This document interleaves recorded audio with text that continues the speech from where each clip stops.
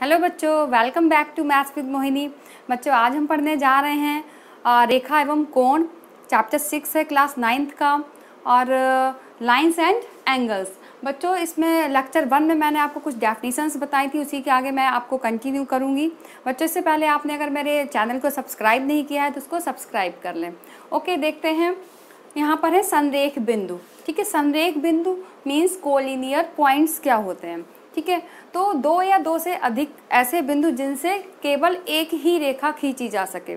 ठीक है, उसको हम उन बिंदुओं को हम बोलेंगे, उन पॉइंट्स को हम बोलेंगे कोलिनियर पॉइंट्स। ठीक है, सपोज P एक पॉइंट है आपका P, एक है पॉइंट आपका Q और एक पॉइंट है आपका R। ठीक है, तो देखिए इनसे हम एक सीधी रेखा खींच सकते हैं। तो ये तीनों पॉइंट आपके क्या होंगे, कोलिनियर होंगे। अब सपोज इस तरह से पॉइंट आपको दे रखे हैं, एक पॉइंट इधर है आपका, एक पॉइंट इधर है और एक पॉइंट इधर है, ये P, Q और R। तो क्या आप कह सकते हैं कि P, Q, R कोलिनियर है? नहीं है, क्योंकि देखिए इनको अगर हम ज्वाइन करते हैं तो ये एक सीधी रेखा है, बट इसको ज्वाइन करेंगे अलग रेखाखंड बनेगा और ये अलग बनेगा। ठीक है, तो ये आपके कोलिनियर नहीं है, ये आपके पॉइंट्स कोलिनियर हो जाएंगे। ओके, इसके बाद फिर हम देखते हैं बच्चों कोणों के प्रकार, टाइप्स ऑफ एंगल्स। बच्चों एंगल्स आप सभी लोग जानते हैं, कोई दो आर्म है आपकी अगर एक पॉइंट पर मिलती हैं, ठीक है, कोई दो रेखाएं अगर एक बिंदु पर मिलती हैं तो उससे क्या बनता है, आपका एंगल बनता है। ठीक है, सपोज इस तरह से, ये सभी छोटी क्लासेस में बच्चों ने पढ़ा हुआ है। सपोज ये O पॉइंट है, एक OA साइड है आपकी और एक OB साइड है, तो इनके बीच जो इंक्लिनेशन होगा, जो झुकाव होगा, उसको हम क्या बोलते हैं, कोण बोलते हैं या एंगल बोलते हैं। ठीक है, इसको डिग्री भी नापते हैं हम। ठीक है, प्रोट्रैक्टर से 1 डिग्री, 2 डिग्री, 3 डिग्री, इस तरह से उसको मेज़र करते हैं 360 तक, 0 डिग्री से लेकर के 360 तक।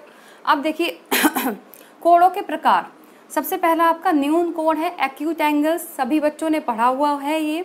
एक्यूट एंगल्स क्या होते हैं, ऐसे एंगल्स जिनका जो माप है, जिनका जो मेजरमेंट है वो 0 डिग्री से 90 डिग्री के बीच में रहता है। सपोज मैं एक एंगल यहाँ पर ले लेती हूँ, सपोज ये 60 डिग्री है, OAB, तो एंगल आपका AOB ये कितना है, 60 डिग्री है।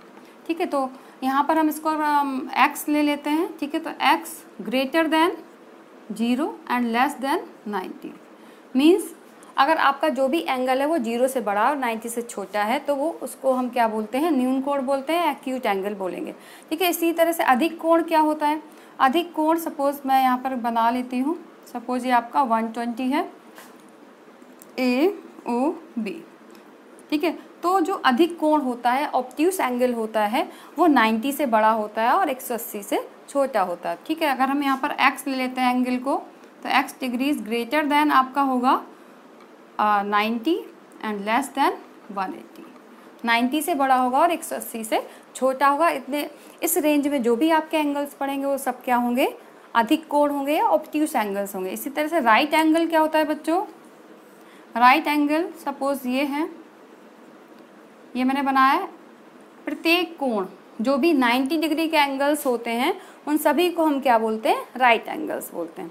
ओके, इसके बाद है आपका सरल कोण या स्ट्रेट एंगल। स्ट्रेट एंगल क्या होते हैं, स्ट्रेट एंगल आपका होता है, सपोज ये पॉइंट है आपका O, A और B, ये जो कोण की माप है आपकी, यहाँ से मैंने 0 से स्टार्ट किया और ये 180 है आपका। ठीक है, तो 180 डिग्री का जो एंगल होता है उसको हम बोलते हैं स्ट्रेट एंगल या सरल कोण।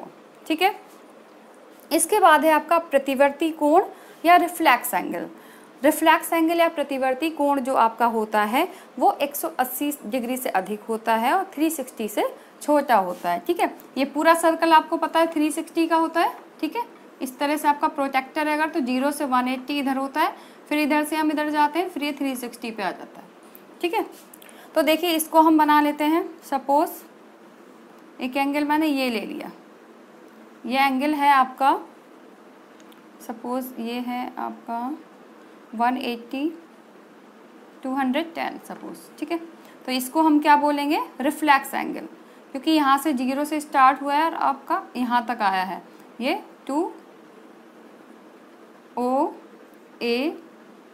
नाम चेंज कर लेते हैं, मैंने जो नाम लिए हैं मैं वही ले लेती हूँ, AOB। ठीक है, और इसकी जो माप है 210 है। तो इसको हम क्या बोलते हैं, रिफ्लेक्स एंगल। ठीक है, अगर इसकी वैल्यू हम x ले लेते हैं तो x greater than 180 and less than 360। Okay बच्चों, आई थिंक ये बेसिक नॉलेज थी, आपको समझ में आ गया होगा। बच्चों से आगे की जो डेफिनीशंस हैं कुछ वो मैं लेक्चर 3 में बताऊंगी। सो प्लीज़ मेरे वीडियोस को लाइक शेयर ज़रूर करें और मेरे चैनल को सब्सक्राइब करना ना भूलें। Thank you.